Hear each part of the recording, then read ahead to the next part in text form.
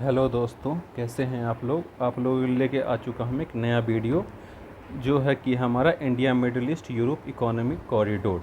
आज हम बात करेंगे कि ये इकोनॉमिक कॉरिडोर कितना इम्पोर्टेंट है इंडिया के लिए, ये किस तरह से चाइना का बीआरआई को काउंटर करेगा और कितनी इम्पोर्टेंट है ये वेस्ट कंट्रीज़ के लिए और यूएस के लिए, और इससे कितना बेनिफिट होगा इंडिया को। ठीक है, तो शुरू करते हैं हम वीडियो को। सबसे पहले समझते हैं India middle east Europe mega economic corridor के अंदर हम क्या क्या चीज़ें समझेंगे। और ये जो है हमारा on the side lines of G20 summit in new Delhi, MOU was signed between the government of India, US, Saudi Arabia, EU, the UAE, France, Germany and Italy to establish the India Middle East Europe Economic Corridor। तो इसके अंदर कौन कौन सी countries शामिल है? India, US, Saudi Arabia, EU, UAE, France, Germany, Italy. ठीक है, अब हम समझेंगे कि यूएस के थ्रू ये कॉरिडोर नहीं जा रही, बट यूएस के इसके अंदर क्या फ़ायदा। ठीक है, समझते हैं। और ये जो शुरू हुआ है प्रोजेक्ट किस चीज़ के अंदर आता था? Project is a part of PGII। ये PGII क्या है? हमने सबसे पहले ये देखा क्या है, partnership for global infrastructure and investment. ठीक है, ये है PGII, a west led initiative for funding infrastructure project across the world, seen as a counter to China's belt and road initiative. China का बेल्ट एंड रोड इनिशिएटिव इतना तवज्जो क्यों दिया जा रहा है और क्यों इसको काउंटर करने की बातें हो रही है?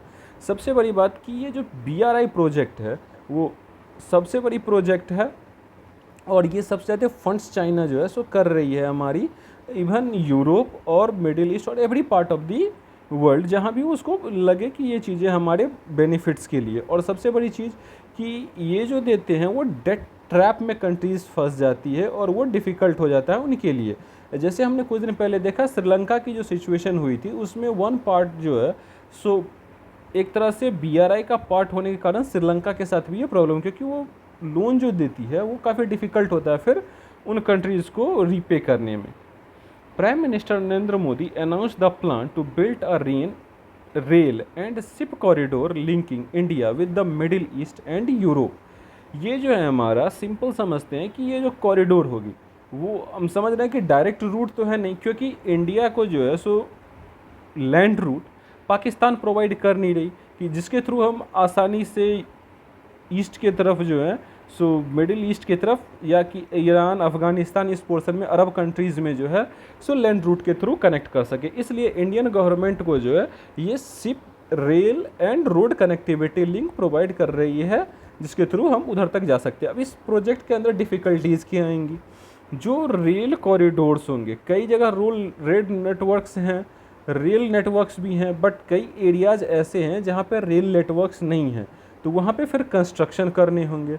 साथ में ही जो है सो ये भी देखना है कि गेज, जो रेलवे लाइन का जो गेज होती है वो किस गेज पे चल रही है, वो डिफरेंस क्रिएट होगा। क्या वो सेम गेज पे चलाई जाएगी या फिर जो है सो जो एज एग्जिस्टिंग गेज है उसी पे वर्क होगा। The project aims to foster economy growth and political cooperation. It would help to boost trade, transport, energy resources and improve digital connectivity। अब समझते हैं ये प्रोजेक्ट है क्या। ये प्रोजेक्ट जो है हमारा part of the partnership for global infrastructure investment. ये है क्या? The rail and ship corridor is part of PGII। ठीक है, PGII is collaborative effort by G7 nations to fund infrastructure project in developing nation। Developing Nations ये जो हमारे portions हैं developing Nations में, जो south world, third world countries कहलाती है, या फिर जो ग्लोबल साउथ है ये क्या कहलाता है? Developing nations. This project is also called as green and digital bridge across the continent and civilization. ठीक है, अब ये रूट देखते हैं, इसका रूट जो है वो किस तरह से है और कैसे है। The plan seeks to bolster trade between India, the middle East as well as Europe. It will establish a modern day spice route to bind region that accounts for about a third of the global economy। And what is the project? Project is the corridor will include a rail link as well as an electricity cable, hydrogen pipeline and high-speed data cable. One proposed project would link railways and port facilities across the Middle East, including the United Arab Emirates, Saudi Arabia, Jordan, and Israel. This would speed up trade between India and Europe by up to 40%. हम समझते हैं कि India US के लिए ये चीज़ें important क्यों हैं और मिडिल ईस्ट वाई हम इसे कहते क्यों हैं मिडिल ईस्ट। ये जो पोर्शन है हमारा इजिप्ट, टोटल 18 कंट्रीज़ आती है इसके अंदर, जिसमें जो है सो मिडिल ईस्ट कहलाता क्यों है। मिडिल ईस्ट से हम समझते क्या है, सबसे पहले ये चीज़ ये हम देखें तो जो हमारा टाइमलाइन है वो टाइमलाइन मिडिल ईस्ट कहाँ से आता है, लंदन से, और जिसके थ्रू क्या होता है जो उसके ईस्टर्न साइड में है वो हमारा क्या कहलाएगा, ईस्ट, और जो वेस्टर्न साइड में है वो सारे के सारे पोर्शन वेस्ट। अब इधर से देखिए तो जब हम मैप देखते हैं तो उसके अंदर जो है सो फार ईस्ट का जो बात आता है तो फार ईस्ट में आ जाता है चाइना रीजन, चाइना आ गया फार ईस्ट में। जब हम देखेंगे इसके मिडिल में क्या पड़ता है तो ये हमारा पड़ता है मिडिल पोर्शन। तो ये जो मिडिल पोर्शन है इसलिए ये एरिया कहलाता है मिडिल ईस्ट, जिसमें 18 कंट्रीज़ आते हैं और इम्पोर्टेंट जो हैं मोस्टली जो गल्फ़ कंट्रीज़ हैं वो 13 हैं। और जिसमें ये जो डॉटेड लाइन देख रहे हैं ये है हमारा सी रूट, ठीक है। गुजरात और मुंबई से ये डबल लिंक खुले 2 पोर्ट से जो है सो कनेक्टेड है, और यहाँ से आएगी यूएई में जावल अली में, फिर यहाँ से जो है सो रेल लिंक कॉरिडोर है जो यूएई में 4 पोर्शंस, 1 2 3 4 पोर्शंस, सऊदी यूएई में 2 पोर्शंस, सऊदी अरेबिया में 3 पोर्शंस, और हमारा फिर आता है इज़राइल में। इज़राइल अब देखते हैं सबसे बड़ी बात है कि इज़राइल और जो हमारा अरब कंट्रीज़ है वो एक दूसरे के अपोज हैं, लेकिन सबसे बड़ी विन विन सिचुएशन है क्योंकि इज़राइल और अरब कंट्रीज़ इस डील के लिए मान गए हैं, ठीक है। और ये हमारा फिर इज़राइल से कनेक्ट कर रहा है यूरोप को। और इस तरह से कह सकते हैं कि ये एक एक्सटेंशन है हमारा बिल्ड बैक बेटर जो BBB प्रोजेक्ट था उसका, जो कि ये शुरुआत हुआ था काउंटर करने के लिए चाइना के बेल्ट एंड रोड इनिशिएटिव को, और ये पोर्शन जो था वो यूरोप का था, जिसके थ्रू अब ये उसमें सिग्निफिकेंस आ जाएगा। सबसे बड़ी चीज़ है कि बेल्ट एंड रोड इनिशिएटिव से इटली ने वॉकआउट कर दिया कि नहीं, उसे जो है उसमें नहीं रहना है, और ये भी इसलिए यूरोप के लिए। अब यूरोप कंट्रीज़ ने जब बैकआउट किया है तो बहुत बड़ी बात है कि और अदर कंट्रीज़ के लिए भी ये सिग्निफिकेंस समझ में आएगा कि अगर यूरोप क्योंकि जो भी कंट्रीज़ है जो डेवलप्ड कंट्रीज़ हैं, जो डेवलपिंग कंट्रीज़ हैं वो कॉपी करते हैं डेवलप्ड कंट्रीज़ की मोस्ट ऑफ द थिंग्स में, चाहे वो टेक्नोलॉजी ट्रांसफ़र हो या कोई भी चीज़ें। जब इस BRI प्रोजेक्ट के अंदर यूरोप के कंट्रीज़ जब ऐड हुए तो उनको जो है जो भी डेवलपिंग कंट्रीज़ हैं उनको बेनिफिट्स लगा तो उन्होंने पार्टिसिपेट किया। और दूसरी चीज़ कि ब्रिक्स के अंदर अभी जो है सो मीन्स मिडिल ईस्ट की कंट्रीज़ जो हैं उनको जो है सो ऐड किया गया। इससे क्या हो रहा था कि इंडिया का सिग्निफिकेंस लिटिल बिट डाउन हो रहा था, तो गल्फ़ में अपने आप को एबव करने के लिए या फिर चाइना के बैलेंस करने के लिए हमें जो है सो एक इनिशिएटिव लेना था, इन्वेस्टमेंट करनी थी, जिसके लिए भी ये चीज़ें ज़रूरी थी। क्योंकि वहाँ पे अगर चाइनाज़ का इन्फ्लुएंस ज़्यादा बढ़ जाएगा तो वो सबसे बड़ी प्रॉब्लम का कारण बनेगा, क्योंकि ये जो है सो स्वेज कैनाल का भी रूट है, तो ये स्वेज कैनाल के रूट को भी जो है सो इम्बैलेंस करेगा, साथ में ही ये जो रूट है इसको भी ब्लॉक करेगा। तो इस वजह से ये पॉइंट इम्पोर्टेंट है। अब समझते हैं सिग्निफिकेंस क्या है इस यूरोप मेगा इकोनॉमिक कॉरिडोर का। ये गेम चेंजर क्यों है? Game changer, the plan is expected to be a possible game changer for global trade, presenting an alternative to China's wide-ranging strategic infrastructure investment. The corridor would increase prosperity among the countries involved by increasing the flow of energy and digital communication. The project would help to address the lack of infrastructure need for growth in lower and middle income nations. The enhanced infrastructure would boost economic growth help bring countries in the Middle East together. It will help establish that region as a hub for economic activity instead of as a source of challenge, conflict और crisis. क्योंकि हम जानते हैं वो काफ़ी less developed countries है और उसके अंदर इकोनॉमिक एक्टिविटीज़ कम है, चैलेंजेज है, कॉन्फ्लिक्ट है, क्राइसिस है. एग्जांपल में ले लीजिए सीरिया हमेशा से रहता है. Countering China. अब ये चाइना को काउंटर कैसे कर रहे हैं हम इस प्रोजेक्ट के through. This project come at a time when Saudi Arabia, UAE, both old ties और old allies of US have been strengthening their ties with China. क्योंकि हम कुछ दिन पहले ही देखे हैं कि ये डील जो है सो मतलब चाइना की तरफ ज़्यादा इन्फ्लुएंस हो रहा था. These countries seek to enhance relation with rapidly growing eastern countries. China has also boosted ties with the Middle East of late, helping to broker or deal with Saudi Arabia and Iran earlier this year. क्योंकि हमने देखा था क्योंकि जो Saudi Arabia और Iran में conflict चल रहा था उसको बैलेंस किया है चाइना ने.